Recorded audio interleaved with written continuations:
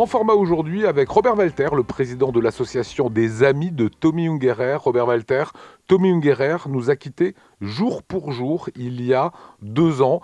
Tout autour dans ce bureau respire Tommy Ungerer. Pour vous, qu'est-ce qu'il laisse à la postérité? Alors c'est vrai que ça a été un grand choc il y a 2 ans, le samedi 9 février au matin, quand la famille a annoncé au monde le décès de Tommy. C'est dans le monde entier, tous les journaux ont fait part de cette énorme perte pour Strasbourg et le monde du dessin en particulier. Aujourd'hui, Tommy laisse un testament d'abord à travers ses livres, surtout les livres pour enfants qui sont vendus en Amérique, en Chine, en Europe, partout, et qui sont des témoignages des idées de Tommy. L'idée fondamentale de Tommy était toujours la relativité de la vie.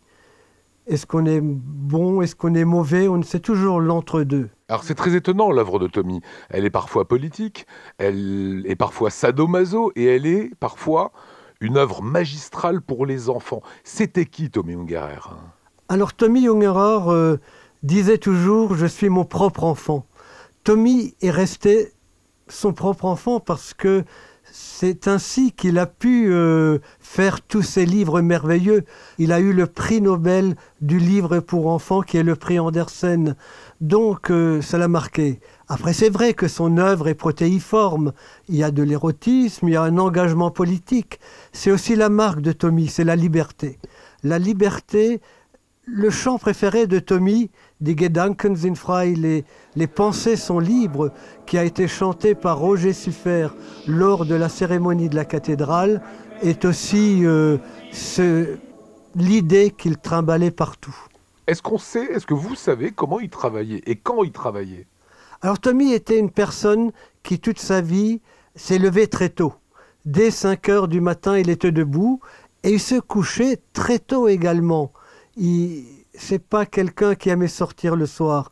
Même déjà à l'époque américaine, il a sorti un livre d'une méchanceté féroce qui s'appelait The Party parce qu'il avait horreur de ces soirées mondaines.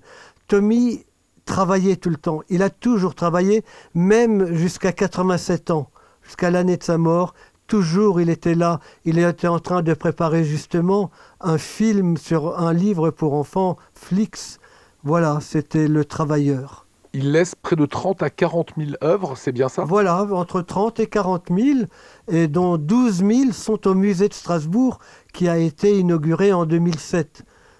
Tommy a fait beaucoup de dons à la ville de Strasbourg, et finalement, c'est que Robert Grossman qui a créé ce musée, parce que tous les autres maires n'ont même pas eu le courage d'ouvrir ce musée. Un petit mot sur l'Irlande. Qu'est-ce qui fait qu'un jour il va quitter son Alsace natale pour s'installer en Irlande?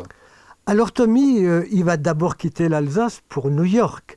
C'est son premier pied-à-terre.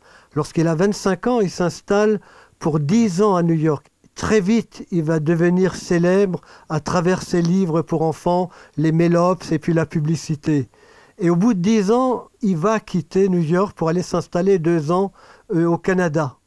Et lorsqu'il va avoir des enfants, ils vont quitter cette île. Yvonne, son épouse, et Tommy vont partir s'installer en Irlande, cette énorme propriété où il va vivre plus de 50 ans. Quel était son rapport à l'Alsace? Sa phrase préférée, c'est de dire « mes racines sont en Alsace et mon feuillage en Irlande ». Tommy s'est toujours senti à la fois alsacien et à la fois irlandais. Alors l'Alsace, il a aimé profondément, il a été choqué par cette réforme régionale horrible qui a créé le Grand Est, qui est un non-sens absolu. Et donc lui-même, il avait d'abord à l'époque signé ce papier de soutien à la région Alsace. Tomyscope va sortir dans quelques jours, pas pour sa date anniversaire de son départ. Qu'est-ce qu'on retrouvera dans Tomyscope, Robert Walter?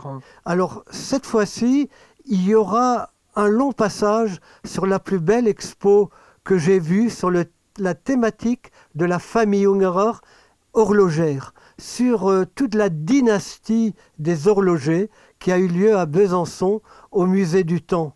Il y aura aussi un travail mené entre le musée, le rectorat, et j'ai un peu apporté ma pierre sur le chemin Tommy Ungerer. Évidemment sa maison natale au Tivoli, évidemment le musée, évidemment la statue à côté de l'opéra, et d'autres endroits, des restaurants. Et voilà, ce sera ça le chemin Tommy Ungerer.